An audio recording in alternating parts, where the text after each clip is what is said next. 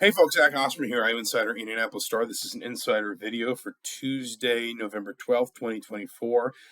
Not doing a full Mind Your Banners tonight. We're throwing it back to an Insider video. Mike and I will have a full, and I think live Mind Your Banners in the morning, so stay tuned for that. Didn't feel like it was practical tonight with playoff ranking coming out so late because of the Champions Classic, the basketball games back-to-back on ESPN. So just shooting a quick video, kind of a reaction to the playoff rankings as they debuted, or not debuted, but as they were updated, I should say. And I think, it is fair to say Indiana got pretty good news on Tuesday night. The Hoosiers are up to 5th in the overall rankings. They are 7th in the seed list. For people who don't understand it, I know it's still confusing, to be honest. It's still kind of like wrapping my mind around it. It's still a little bit difficult.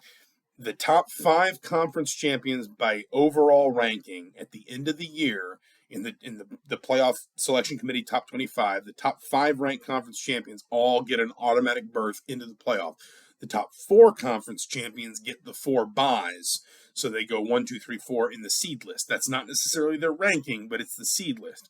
Last week, Indiana was 8th overall, but because one team, BYU, was ranked behind them, but one of those 4 automatic byes as a conference champion, Indiana got bumped down from 8th to 9th, and in that hypothetical scenario would not have been hosting.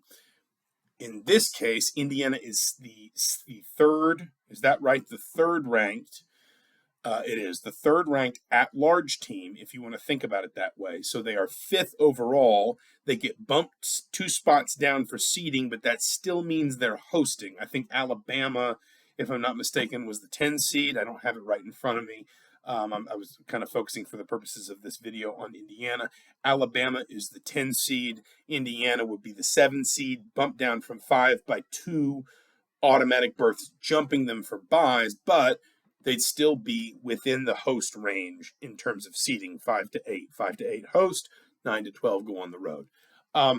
The good news, if you're Indiana, and we're going to keep this video short tonight. Again, Mike Neislich and I will podcast live in the morning, and then that'll be up on all the platforms where you get your podcasts, obviously, as soon as we're done. I think the good news for Indiana tonight, 2 things. Number one, and I think this is important, the committee is very much prepared to embrace the top end of the Big Ten. 1, 2, 4, and 5 in the committee's rankings this weekend, or this week, I guess, after this weekend, if you want to say, were Oregon, Ohio State, Penn State, and Indiana in order. Indiana didn't just jump Miami, which lost last week, or Georgia, which lost last week. Indiana also jumped Tennessee. So the committee is clearly prepared to give the Big Ten wider credit, and therefore Indiana as well, a team that I did this math earlier today based on ESPN's FBI, has no top 25 wins, but 2 top 50 and 6 top 75 wins. The committee is clearly prepared to kind of group Indiana with the rest of the Big Ten and give the Big Ten credit as a conference that's very strong at the top. The other thing that I think is important, maybe even more important, is the committee is not necessarily bending, at least right now, and it can always sort of evolve or change its thinking, but right now, the committee does not seem particularly interested in giving the SEC too much credit for all of its 2-loss teams. There were some 2 and 3 loss teams in the 20s. Missouri is a 2-loss team. LSU and South Carolina are 3-loss teams that each have some really good wins. They were all in the 20s.